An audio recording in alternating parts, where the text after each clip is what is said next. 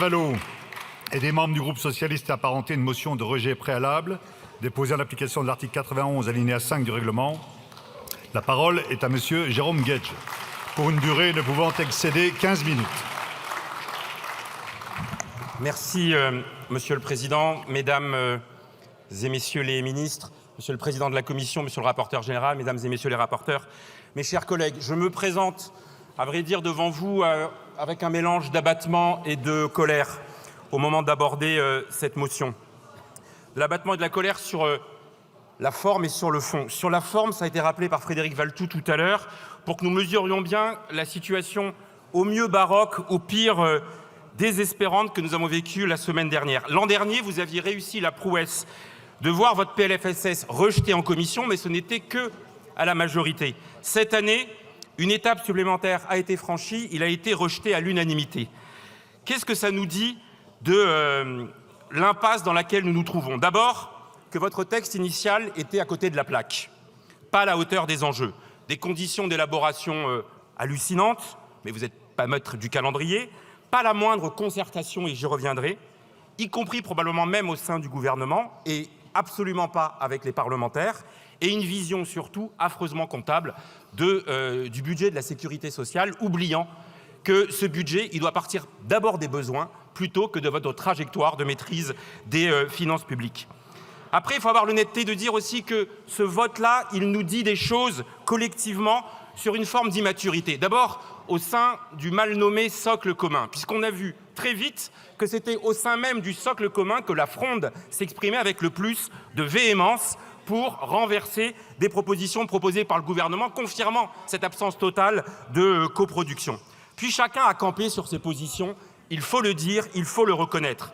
Et c'est la raison pour laquelle, pour ne pas vous laisser le confort, en réalité, à la fin, de décider de ce qui figurera dans ce PLFSS à travers un inévitable 49.3, pour éviter cette impasse-là, nous vous proposons à cet instant, d'une certaine manière, une autre méthode, celle que nous souhaitons voir présider à nos débats, je le dis tout de suite, dans les jours qui viennent.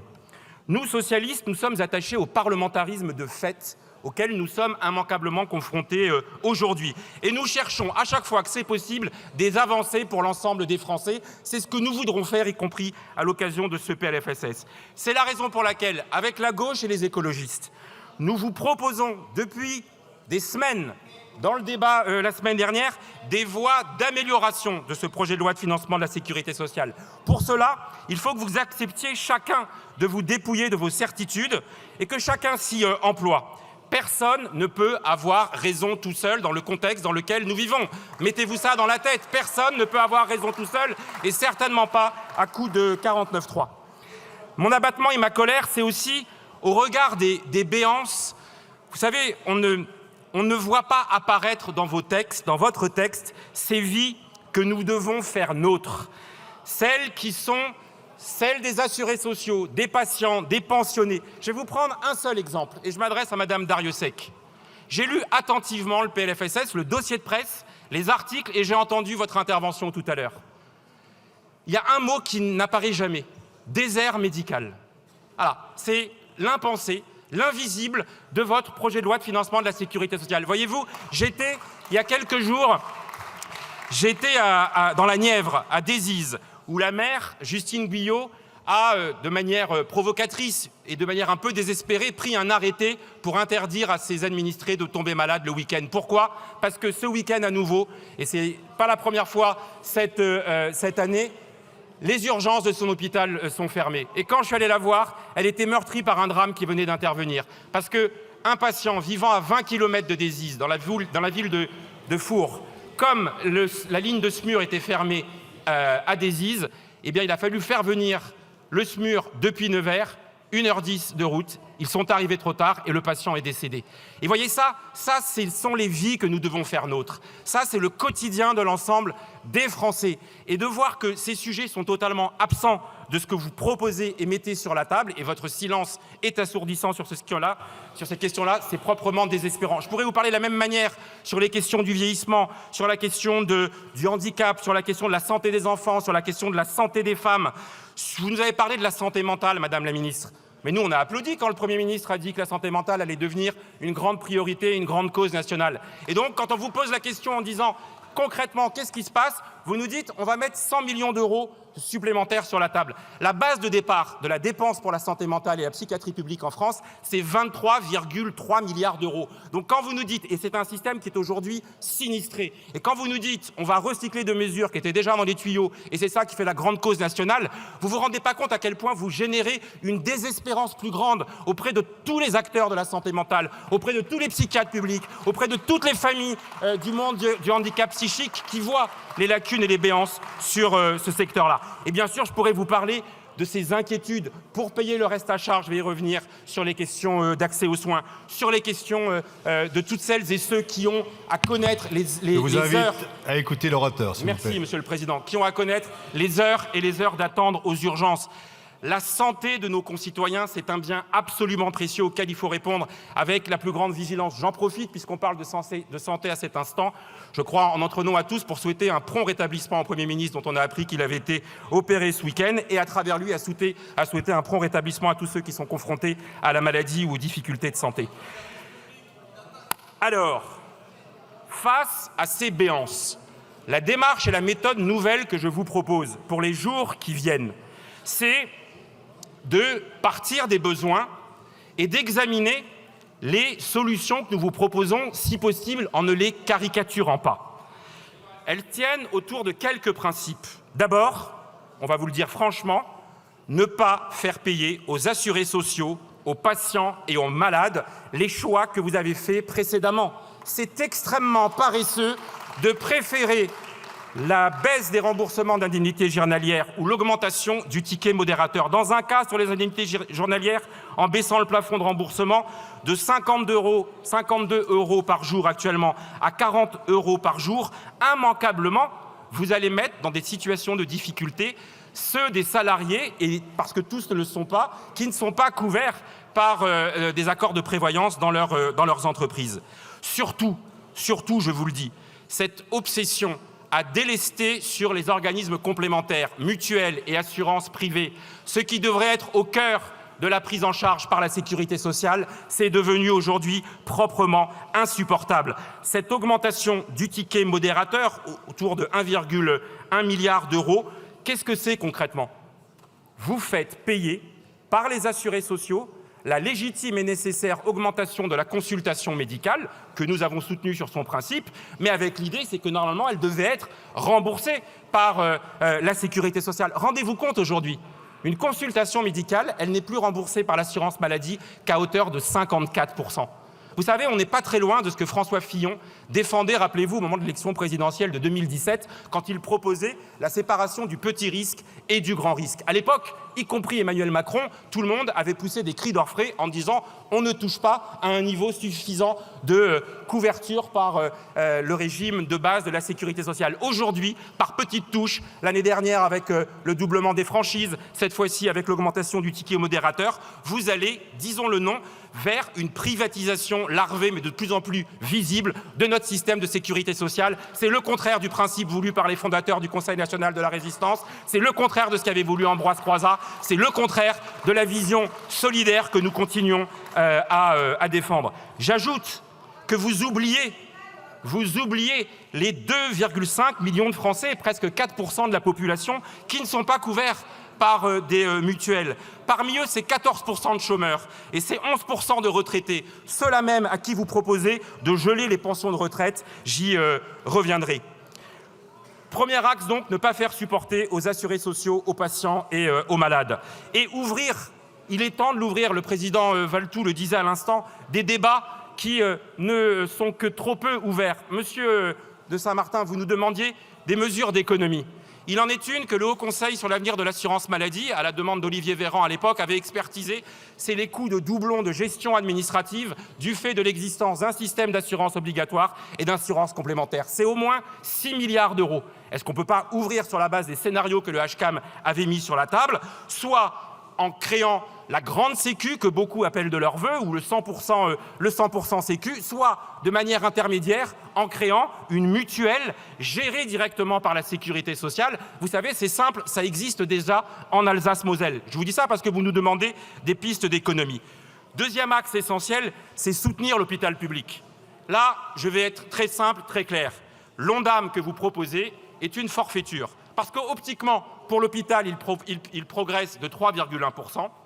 Mais dans la réalité, avec la mesure CNRACL que vous mettez sur la table et avec l'inflation, on a un Ondam qui n'est pas à la hauteur des besoins. Et c'est la raison pour laquelle nous vous disons, nous sommes prêts à débattre de tout ce que vous voulez, dès l'instant où vous acceptez les propositions, notamment de la Fédération hospitalière de France, je le redis à chaque fois devant Frédéric Valletoux, qui ne sont pas connus pour être un repère de gauchistes, qui dit juste qu'il faut mettre peut-être un point d'Ondam supplémentaire, c'est-à-dire 3 milliards supplémentaires pour permettre à l'hôpital d'assurer de manière satisfaisante l'ensemble de ses missions.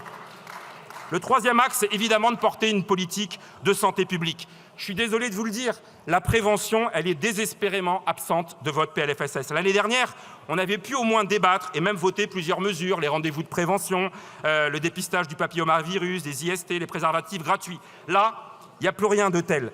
Frédéric Valletoux, je le cite encore parce que je le remercie pour la manière dont il a conduit nos débats, le reconnaissait lui-même, notre PLFSS est à bout. Tout le monde veut désormais une loi de programmation en santé pour partir des besoins de la population. On fait bien des lois de programmation pour la défense, pour la justice, pour la police. Eh bien, voyez-vous, nous considérons que la santé et le social, c'est du régalien aussi important que la défense, la justice ou la police. Alors, nous avons pu aborder les enjeux de santé publique par le biais de la fiscalité comportementale. Mais nous vous le disons tout de suite, quand nous faisons de la fiscalité comportementale, ce n'est pas pour faire rentrer de l'argent dans les caisses de la sécurité sociale. C'est pour s'attaquer à la racine des pathologies qui, accessoirement, ont un coût pour la sécurité sociale. L'alcool, le tabac, la malbouffe, le sucre notamment, ce sont des déterminants de santé qui sont essentiels. Et mon collègue Cyril Isaac-Sibyl avait proposé un certain nombre de propositions que nous avons déclinées. J'espère que vous serez en mesure de les reprendre avec nous. Quatrième défi, et je voudrais là à cet instant citer le président de la Ligue contre le cancer, qui ce soir nous dit à juste titre: pourquoi ne pas demander une contribution aux industriels participant à la hausse des cancers plutôt que des économies sur les patients qui en souffrent? Voilà le point d'équilibre et le bon sens que nous devrions avoir. Quatrième évolution, c'est répondre aux enjeux de la longévité. Nous aurons l'occasion d'en parler longuement, mais je le redis devant le ministre concerné. Il y a eu un consensus, même une unanimité dans cet hémicycle, au mois de novembre de l'année dernière. Nous voulons une loi de programmation grand âge. Elle a été prévue par la loi. Vous auriez dû nous la déposer avant le 31 décembre 2024, en vous mettant vous-même hors la loi par rapport à l'obligation que le Parlement a donnée au gouvernement. Vous ne donnez pas des signes très encourageants de la co-construction et de la coproduction que nous appelons les uns et les autres de nos vœux. Dernier enjeu, ça a été évoqué par Sandrine Rousseau, ne pas faire des retraités d'aujourd'hui et de demain votre variable d'ajustement. Les retraités de demain, ce sont évidemment les victimes de la réforme des retraites. Vous l'avez rappelé, nous avons pour la première fois adopté un amendement affirmant notre volonté d'abroger la réforme des retraites. Vous devez en tenir compte d'une manière ou d'une autre, dans ce PLFSS ou dans l'avenir des débats politiques. Mais le cynisme est poussé à l'extrême parce que vous vous en prenez à ceux-là même à qui vous aviez dit l'année dernière vous allez avoir une revalorisation de vos pensions de retraite. Et là, vous allez chercher pour un retraité avec une pension de retraite au SMIC 209 € sur ces 6 mois. Pour un couple de retraités avec une pension chacun de 1 400 net par mois, 1 400 €, c'est 420 €. Voilà. Et ça fait le lien avec les sujets relatifs aux pensions. Alors voilà la fresque globale. Ne pas baisser les indemnités journalières, 600 millions. Ne pas augmenter le ticket modérateur, 1,1 milliard.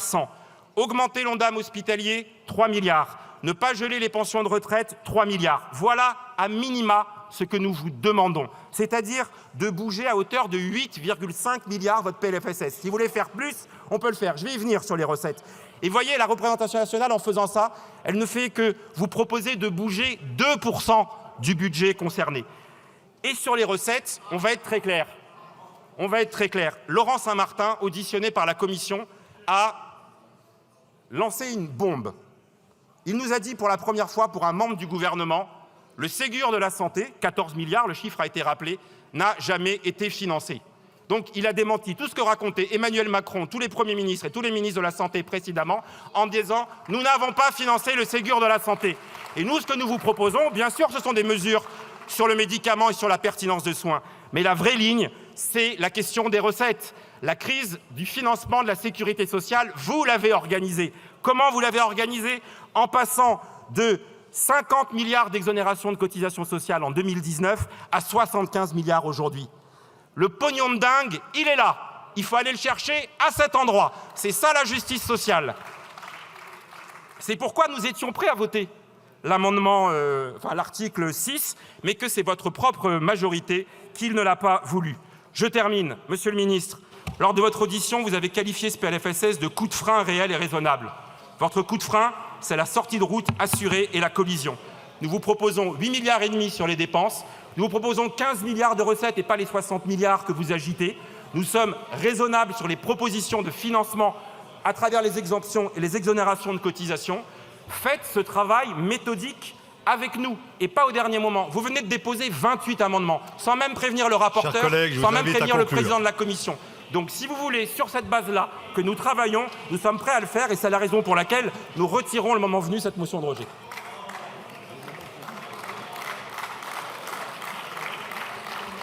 Le moment est venu. Alors, demandez à l'orateur. Juste une précision, chers collègues, quand vous précisez le moment venu, est-ce que ce moment est-il venu?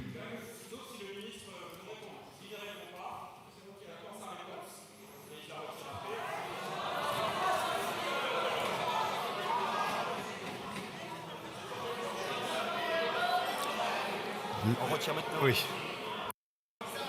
La motion est retirée. Il est pris acte de ce retrait. Nous en venons